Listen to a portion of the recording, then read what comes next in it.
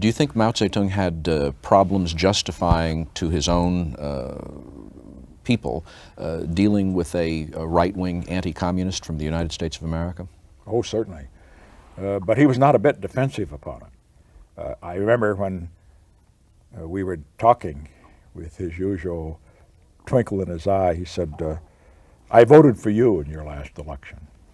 I assumed that he meant by that he favored me over Senator Humphrey, or Vice President Humphrey.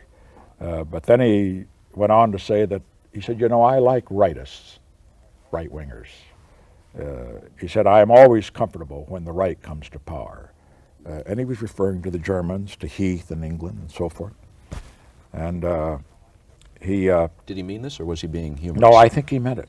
I think he found that the right was more dependent. Let us understand how Mao's mind worked and how Zhou Enlai's mind worked. Let me start again. Let's understand how Mao and Zhou Enlai looked at China in 1972, at the time this new relationship with the United States took place. Why is it that Mao was to say that he liked right-wing governments? Because right-wing governments were the very antithesis of what he stood for. And the answer is that as far as the Chinese are concerned, their primary interest is China, always China. That's number one. Their secondary interest is philosophy. It doesn't mean that Mao Zedong was not a very dedicated Marxist communist, call him what you want. And the same is true of Zhou Enlai. But where there is conflict between the ideology and their security comes first.